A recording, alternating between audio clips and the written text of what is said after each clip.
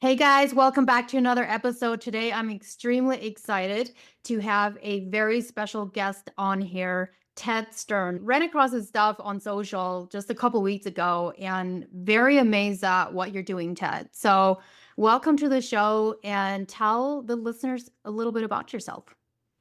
Yeah, thanks, Lizzie. Happy to be here. Really like your social media stuff and the work you do as well after checking out what you're doing. Yep, so I'm Ted. I was a former deputy sheriff, basically a cop in Southern California. Did that for 11 years. I met my wife on the job. I really enjoyed it, did a bunch of cool assignments, and I basically got out of shape, which is very common with first responders. Unfortunately, statistically, one of the most obese group of professions in America. Sad to say, right? And it happened to me. Didn't think it would, but I made my own kind of fitness transformation through the help of my wife and some fitness coaches. That was noticed by people. They're like, "Man, Ted, you're in great shape. How'd you do it? I see you eating normal foods. How are you eating bread and getting fit?" And I just realized, man, people need more education on losing weight and their fitness. And I started to help my partners. I had a background as a personal trainer already, but I just hadn't done much with it for years. As I started to help my partners, got great results and they started spreading the word. People who are fit are like walking billboards. It's like, man, what'd you do? How'd you get fit? How'd you make this transformation? So they started promoting me and my wife, and the coaching just became a passion of mine. It was so fun to see people transform and how it impacted their life in so many more ways than just looking better in a bathing suit, right? So that started to consume me. I got hurt at work. And during that time off, I was like, well, I might as well spend more time on Fit Responder, which is my online coaching program. And it took off. It really did. And it eventually just made no sense for me to come back to work. I'm like, I'm healed up now, but this business is doing great. I love it. I love coaching people. So we went full time with it. A little scary to quit a career I invested so much time in, leaving the pension behind, all that. I had just been promoted, but without trying to sound cheesy, you got to follow your heart when you feel very passionate about something. So I did it. And here we are. We've helped over 3,000 people, most of which are first responders, get fit and change their life, and still doing it. So yeah, I'm happy to share more info. We have 4 kids. And that's pretty much all I do. I'm a boring guy. I coach people. I like to work out and love spending time with my family. But happy to elaborate more if you like. I was checking out your website and you've built something incredible, absolutely incredible. You have an entire team working for you and it's really amazing. And you've really niched down into something that isn't really available anywhere else that I've seen. And I want to go back to what you mentioned. Like, you're like, I got out of shape even as a sheriff. And I want to talk about that because that's something as a trainer, I started my career as a trainer. And that's something that I've always noticed is someone that's in a first responder or in law enforcement is like, how are they able to do their job effectively if they're not in shape? And I want you to talk a little bit about that because I think it's really important. Oh, absolutely. And I mean, I saw it myself on the job, how a lack of fitness can impact your performance. I saw it with some of my partners, giving up on foot pursuits, losing fights, getting injured for silly reasons. And I saw it impacting me as well, just going up the stairs while I'm checking on inmates in the jail. I'm out of breath doing simple stuff. It's the kind of job, right, that's stressful and can elevate your blood pressure already. And my blood pressure was out of control. A nurse at the jail took it. She's like, wow, 160 over 100. That's really bad. I was 24 years old at the time. I can blame some things like night shift and not really having the easiest schedule, let's say. But to be real, it was a lot of excuses. I'm like, well, I'm still lifting weights. I'm still strong. I'm not the fattest guy, so it's okay. I think a lot of us can relate to that, just kind of excusing ourselves, negotiating with ourselves. But when that doctor handed me a prescription for blood pressure meds at 24 years old, I'm like, this is ridiculous. I need to fix this now. And the doctor, not hating on him, but he's like, oh, well, it's genetic. You seem like a healthy guy. Here's your pills. No discussion whatsoever about losing weight, getting healthy. And I'm sure he's used to it. I'm sure he was used to a lot of out of shape people just come checking in for 2 minutes to get a prescription. But that wasn't me. I wanted to try to change my life and achieve health naturally first. And thankfully I did. Thankfully I had the right people who helped me. I had a fitness coach. I had my wife. And that, I think, looking back on it, I'm like, it was a good thing I went through that because it helped me relate to my clients It helped me understand what it's like to be out of shape, how difficult it can be to lose weight if you don't approach it appropriately. And, juggling all of the demands of the job. I have 4 kids, and my wife was working full time with me at one point, and it can be hard to juggle it all. So, yeah, I mean, long story short, I have seen how a lack of fitness has affected first responders countless times since then, working with clients. Some very tragic cases that aren't going to make the news because they're embarrassing stories for them to tell. But, people have died, people have been hurt, and lives have been dramatically changed for the worse because there are first responders out there who are not taking their fitness seriously, and they don't realize how bad it is until a real incident really puts them in check. Yeah. Yeah. And I'm just thinking about like you walked that and you experienced that, and you can only help someone so much by what you've experienced as well. Like I always say, like nothing is for nothing. Like you went through that to experience that and now be on this side of it. And you most likely needed to be in that for 11 years and go through all of that so you understand the struggle of these people that they're going through and then how to help them. And I think that that's very, very powerful. Why is it that there's no protocol in place for law enforcement and first responders once they have the job? Because you guys go through training to get the job, right? There are some agencies in the US who have fitness standards, but it's not common at all. I can think of state troopers, highway patrol.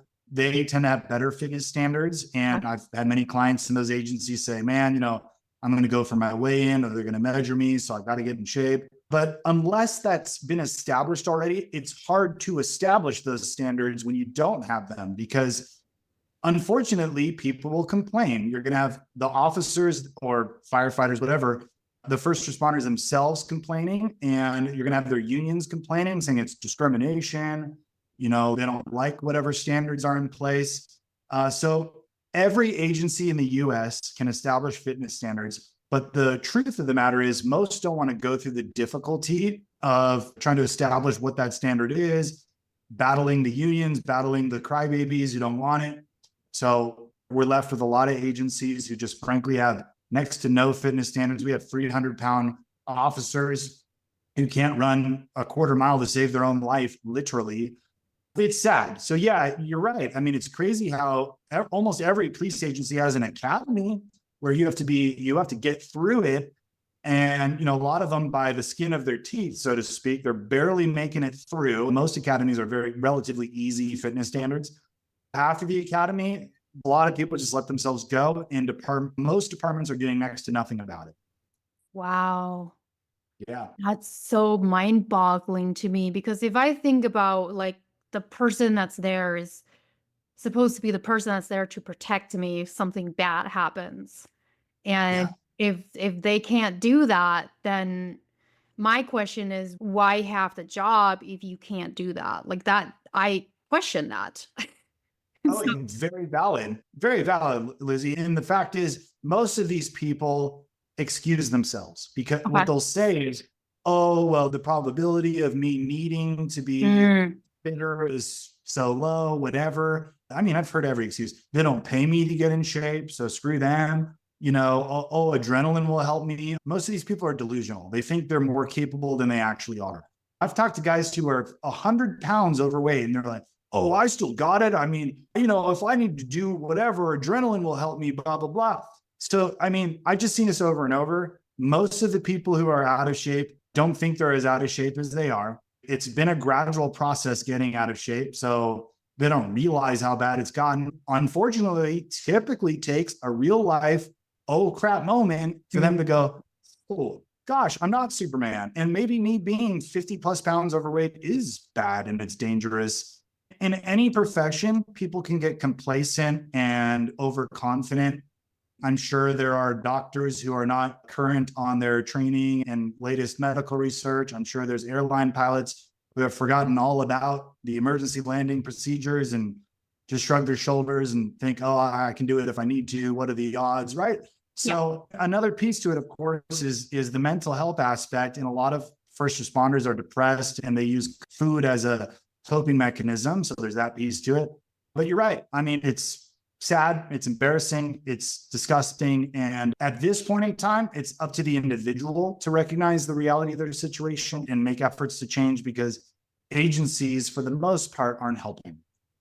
Well, and it goes back to you can't make someone do it. So even if the agencies were to provide that kind of training, unless it's protocol, you can lead a horse to water, but you can't make him drink.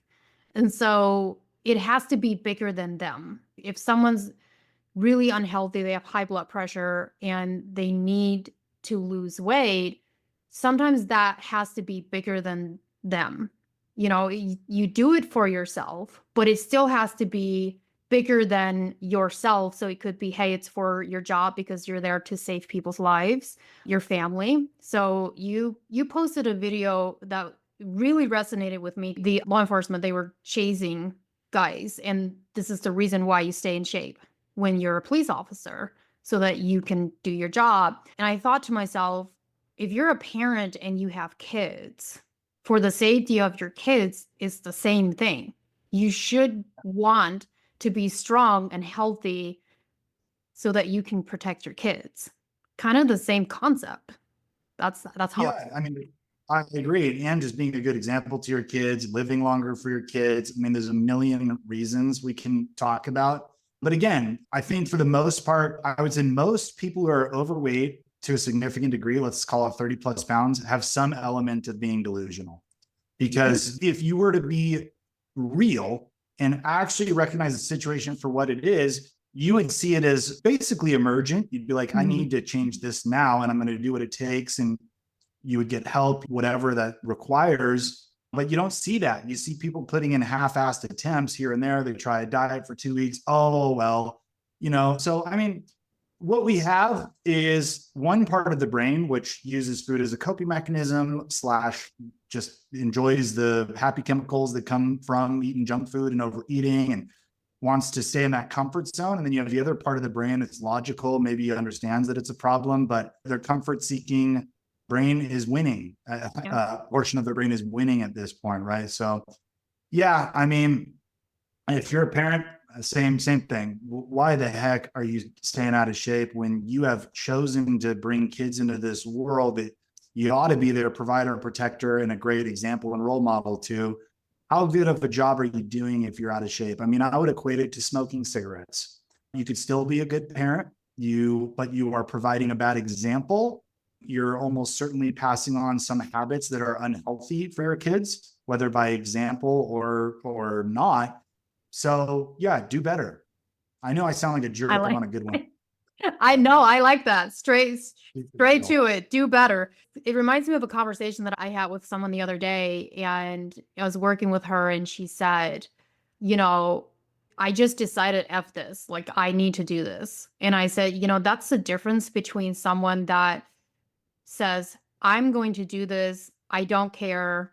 I need to do this for myself and my family, and someone that stays in that indecision and they never make a full decision and commit to that they want something different for their life. And that indecision part is where most people sit for majority of their life, because they can't take action and then commit to that.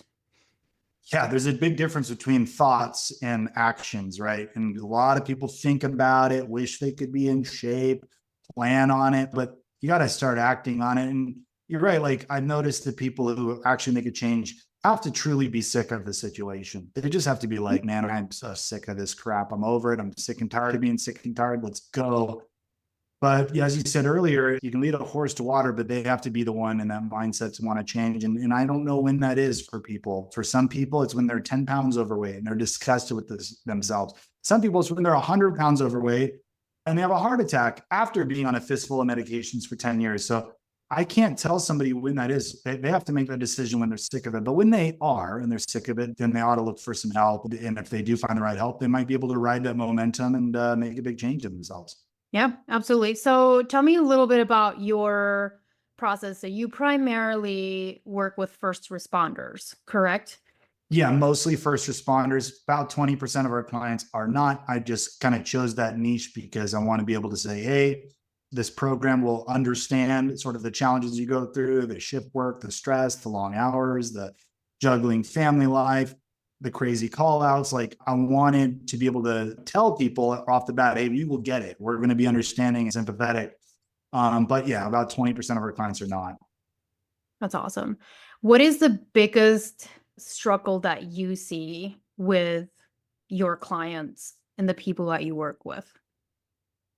When it comes to fitness, I think some people, they mention the schedule and it's tough for them to fit in time, whether it's meal prep or workouts, or for a lot of people, just not knowing. They think they know of ways to improve their fitness, but after working with them, they didn't know the right ways. They weren't approaching things correctly. I would say the biggest thing, if I had to narrow it down, it's finding balance, because people will adopt sort of this all or nothing mindset, right? They're like, okay, I got to get fit. And they go on this crazy diet and they're extreme with it. And then they're like, oh, I'm really struggling with this. I guess I'm just not meant to be a fit person. I quit.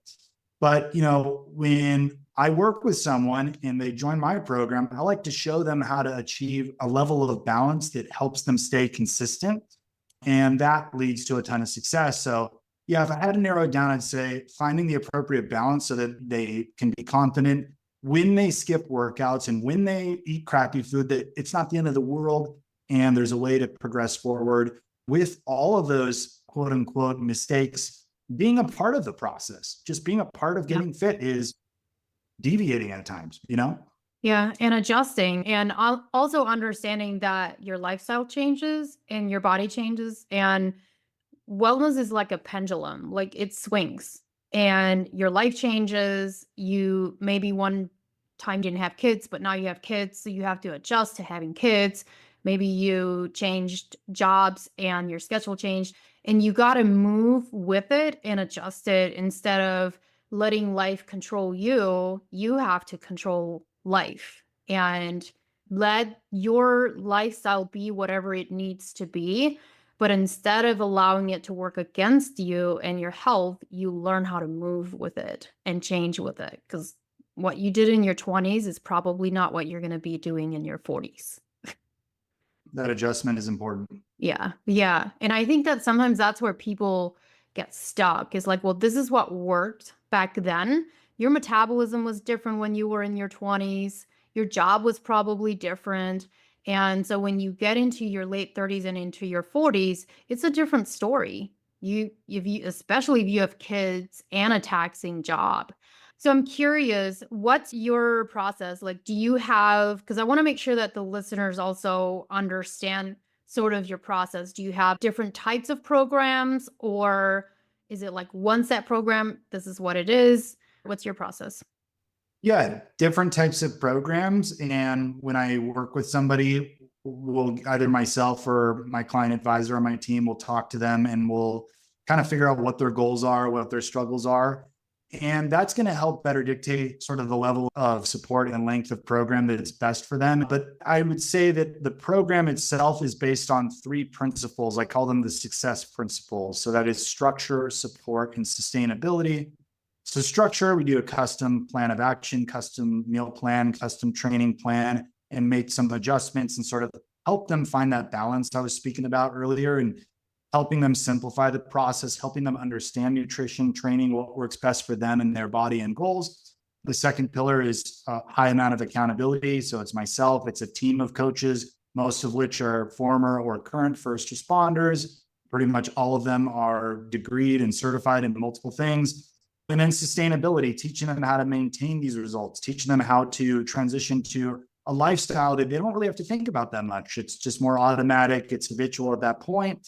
And we send them off with their new body, their new lifestyle, and all of the great benefits that come with that. So yeah, it's an online program because I was a personal trainer in a gym once. And the difficulty with being an in-person trainer is you might help them once, twice a week, but you're not covering all the bases, not covering nutrition, not having that ongoing accountability I like to have with people. Going online actually helped me and my coaches help people better, which surprises people. They're like, well, I'm not seeing you in person. Isn't me seeing you face to face better? I mean, I don't see that. I see the results being actually the opposite. Having the online program gives us more of an opportunity to help them with all the aspects of their fit lifestyle and have more regular communications and kind of schedule things around them rather than them scheduling things around my availability, let's say. So yeah, I mean, hopefully that answers your question, but that's sort of a snapshot of it zoomed out. I love that. And I love what you said, like the structure, the sustainability, like that's very much like I'm totally on board with that. That's what I teach as well. And I think that that's so important because especially in today's world with all the quick fixes and now we have a wide array of GLP-1s that are just like coming in and like for some people destroying their lives. The reality is it may give you quick results, but what happens, and I've had so many stories on that, is after they get off of it, they will gain that weight back so fast, plus interest. Like it comes back Yes. so fast. And if you don't have these things, just like what you were saying, Ted, the foundation, you're teaching people like the foundation of all the things that everybody should know anyway. And if you don't have that down, like you have no business doing anything like that. Yeah, Absolutely I not. agree. I agree. I equate it to like, let's say financially, let's say somebody's like, man, I'm broke. I'm always in debt. I'm really struggling financially. And imagine if you say, okay, here's the solution. I'm just going to give you 20 grand. That's going to help absolve your debt issues and get you on your feet. I'm just going to give it to you. Okay. I'm going to say that the vast majority of people in that situation will just blow through that money, or maybe they'll improve their situation temporarily, but they never learned the habits and the practices necessary for financial responsibility. You see this with lottery winners. They end up losing all their money, and they end up going broke. And it's because they got a quick fix. They got an instant boost, which, as you said, for some, maybe these GLP-1s can do, they'll help you lose weight temporarily. But through that process, you never learned the right lifestyle to live. You were just temporarily assisted for a period of time. But once that drug is gone, you're back to where you were before. So I find my clients tend to be more successful long-term because they've developed those habits and those routines through the process of getting fit that will help them maintain the results long-term. Side effects aside, the real danger is just look at the data. Anytime we have a weight loss method that is a quick fix, whether it's surgical or pharmaceutical, people tend to gain the weight back. I've had this conversation with so many people. So yes, unless you fix your lifestyle, the progress will be lost. So if you do a quick fix, whether it's a crash diet, you starve yourself, you go on phentermine, you go on GLP-1s, you get a mommy makeover, those things will help you in the meantime. But unless you fix your lifestyle for the better and learn how to maintain your fitness sustainably, then yeah, you're going to lose all that progress in no time. You don't appreciate it because when you put the time and the effort into it over time, you appreciate it. It's like someone that built a business from scratch and they know all the hard work that they've put into that business. And now it's a multi-million-dollar business. They appreciate it because they've put the work into it versus, like you said, if someone wins the lottery and wins a bunch of money, they don't appreciate that because they didn't have to work hard other than like play the lottery like that. And so there's something to be said about that because if you don't have appreciation for what you have, then you're going to blow it. Everything starts with gratitude. Like if you have gratitude with where you're at, it doesn't mean that you're complacent with the situation that you're at. If you want to lose 50 pounds, you can still be grateful in that situation and have gratitude along the way and learn how to enjoy the process. Like I'm alive and I get to do this. There's a difference in that and someone with the mindset of I have to do this. But if you flip the switch, it changes everything in the brain and in the process. Yeah, this might be a little unrelated, but I got to share this story about gratitude and perspective. Okay. So I saw this thing on TV. It might have been National Geographic, but it followed this woman in Africa who had 8 children. All of them were a result of being raped multiple times over the years from invaders. She lived in a tent. It was dirt floor, like literally nothing in this tent. Her shoes were water bottles that were just secured to the bottom of her feet, smashed water bottles. So they interviewed her, and objectively, I think a lot of, especially Americans, would be like, that looks like a horrible life. I would be so depressed. She was so happy and so grateful. She said, I am thankful God has given me a body that is able. I can work every day. She earned enough money, $2 American a day, just enough to keep her family alive, basically, nothing else. And she worked hard. She was like basically a human pack mule, but she was grateful. She was literally smiling. She's like, I have 8 kids. They're all alive. And I'm capable of earning the money for them so that I can keep them alive.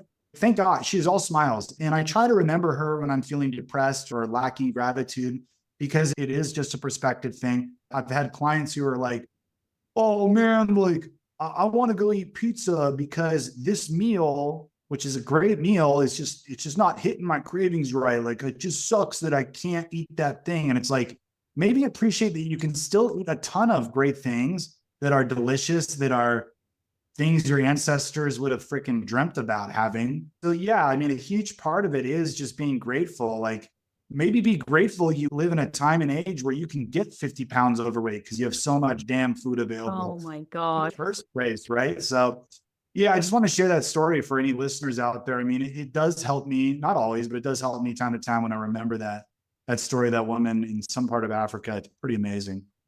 Well, and everything, like I said, like everything starts with gratitude, but it's also how we're speaking to ourselves. A perfect example with your client, if he's focusing on what he can't have versus what he can have, it takes out the enjoyment.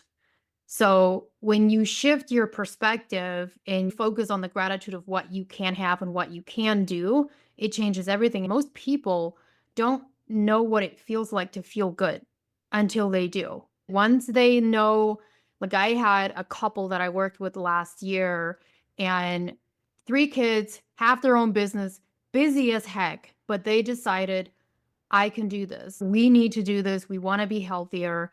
And they did, and they got to a point where they were like, "We can't afford not to do this."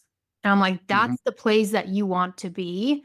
Most people, like I said, they all of a sudden get to a place and they're like, "I can't believe that I used to be okay feeling that way. I didn't sleep well, I didn't have any energy." Once you start reaping the benefits of feeling good and the work that you're putting in, you don't wanna stop because now you know the benefits of it. But the problem with today's Amazon Prime world, as I call it, is everybody wants that 2-day delivery of, hey, I ate, well for 2 days. Why haven't I lost 10 pounds? Right. And Yeah. that's why people are in trouble. Yeah, for sure. I think this perspective is big, being able to zoom out. And I think that's a big part of why coaching is so helpful. I don't even have to ask you, Lizzie, but I know you paid for a coach beyond just fitness coaching, right? Am I correct? Yes, I still have one. Yeah, of course, right? Probably a business mentor, correct?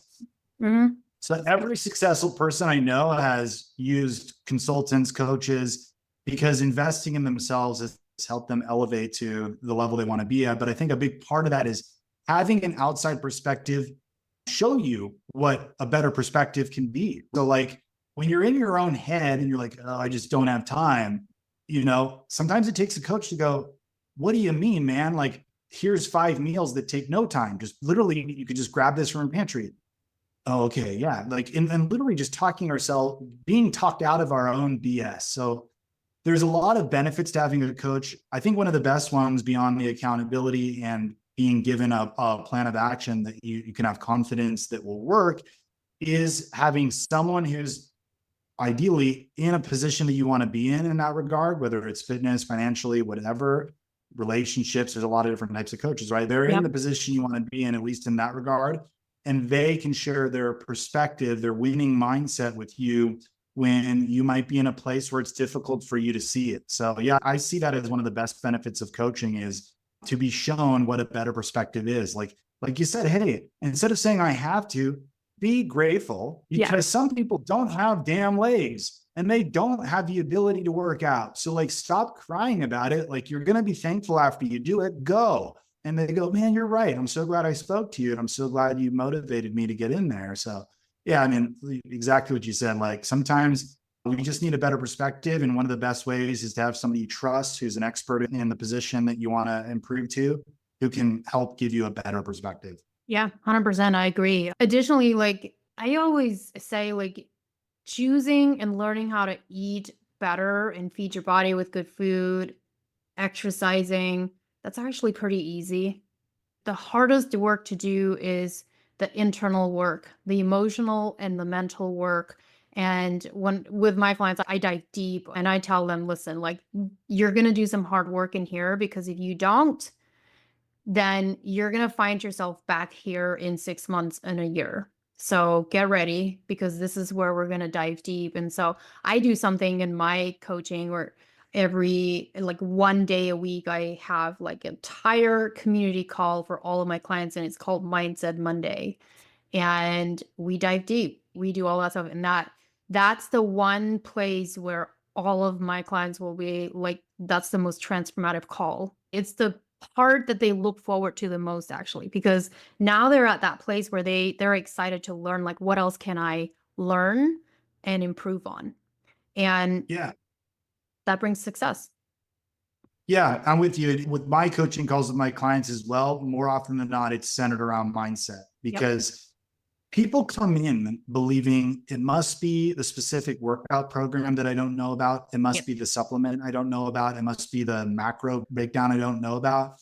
Because the last thing people really want to do is go, this is my fault. It's literally my mindset that's screwed up.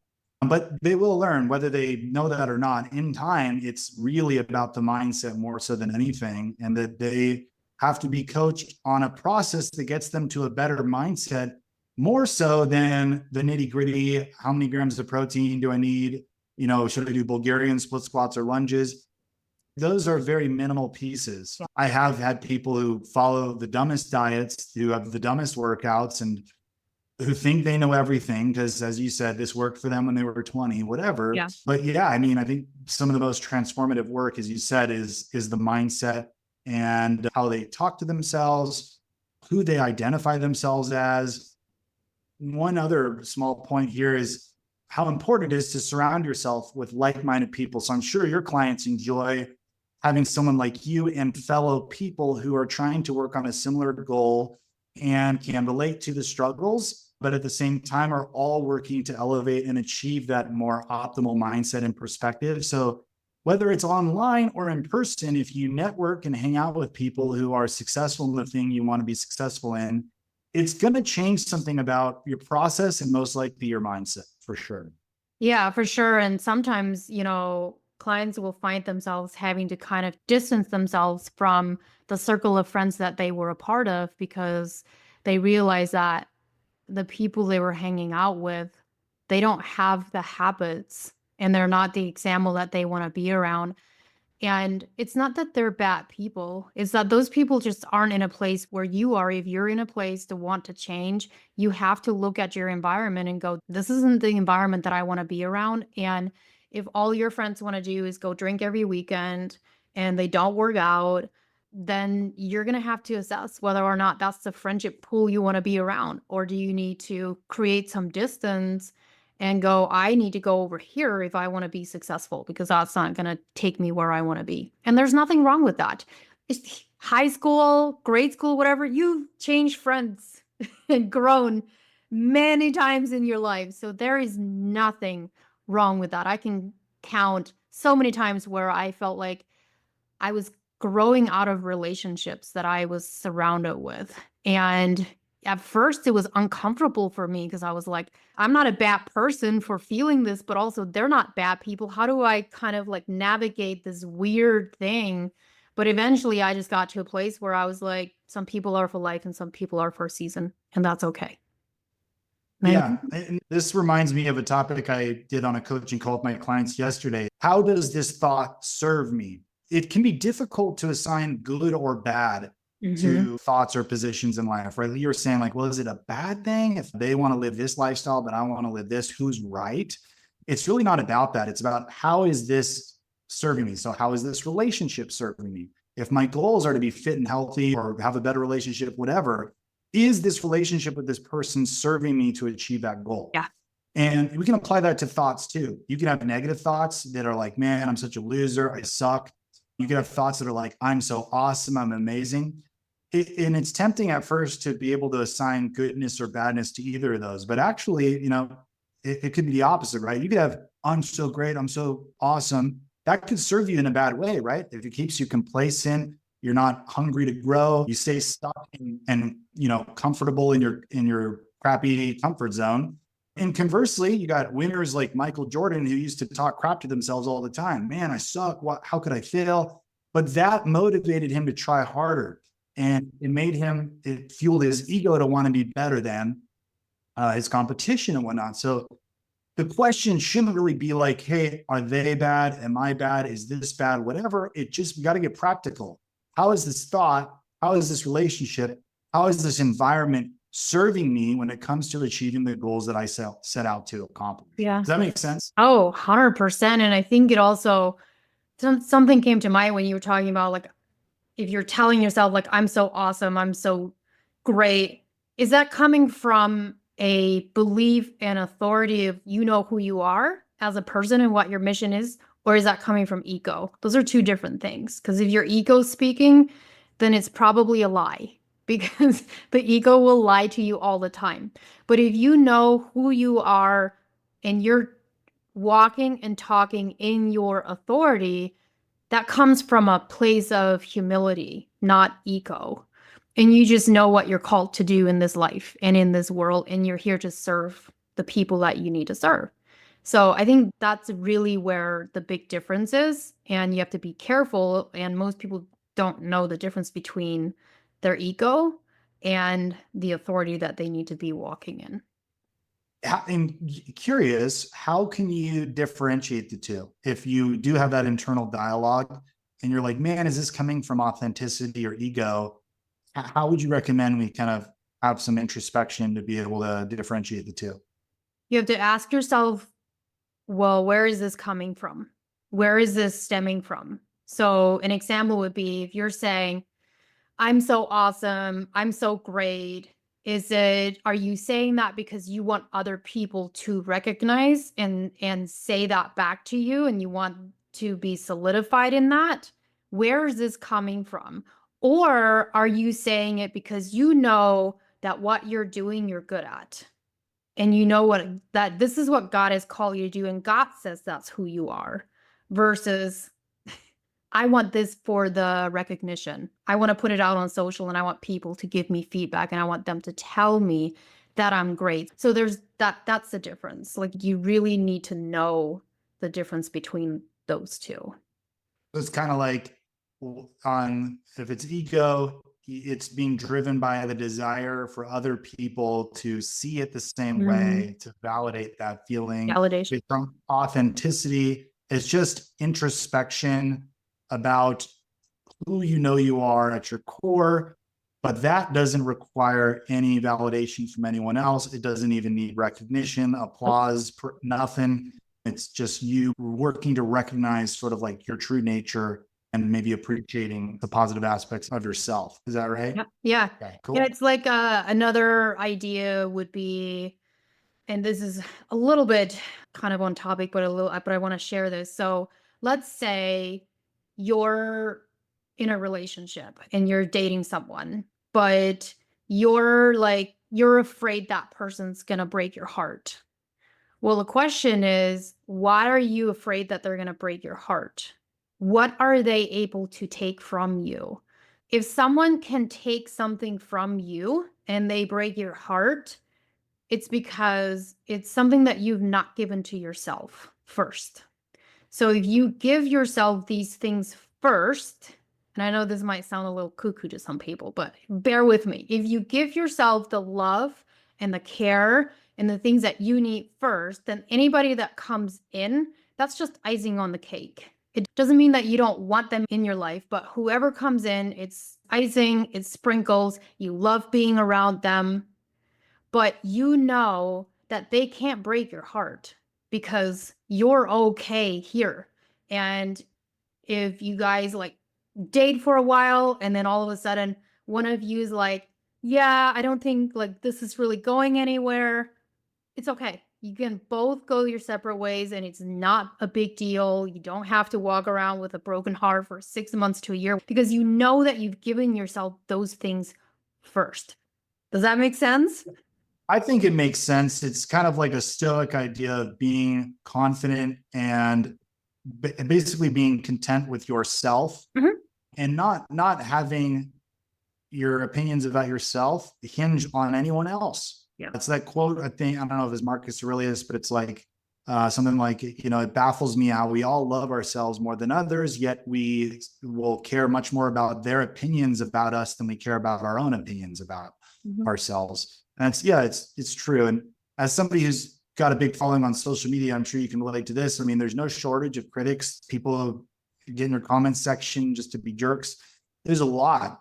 And at first that used to bother me, but eventually I just realized something that's been helpful for me. This might help some of your viewers. I heard this guy who's this total genius, Joshua Bach is his name. And he said, look, based on the amount of people that are out there and the ease of communication where, some guy can see your post and comment from Zimbabwe, right?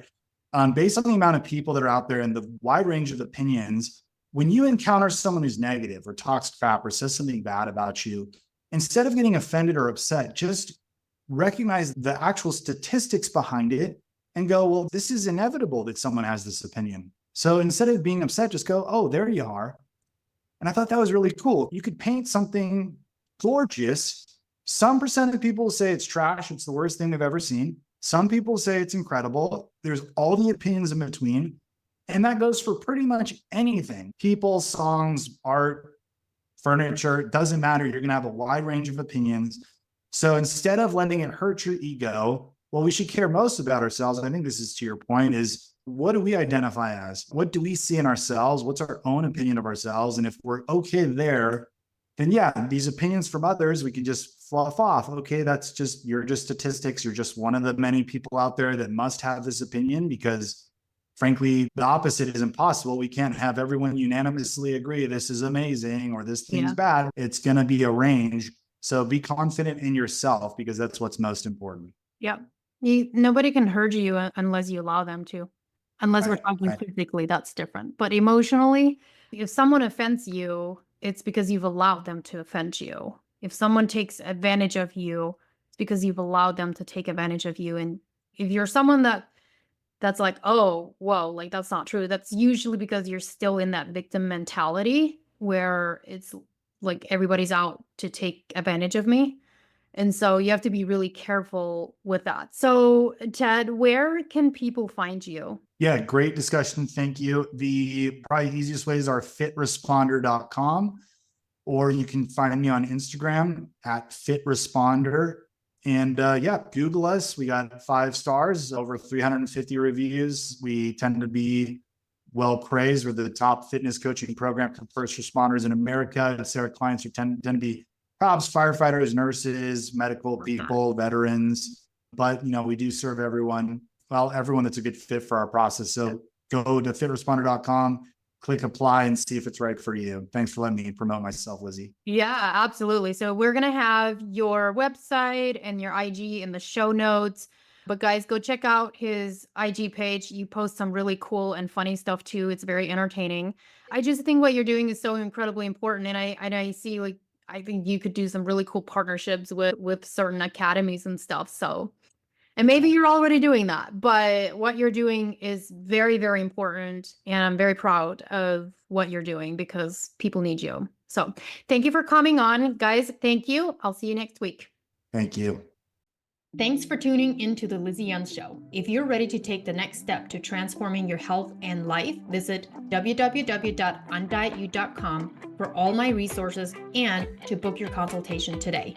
Don't forget to subscribe and join me each week for more tips, inspiration, and conversations with phenomenal guests to help you feel your best. See you guys next week.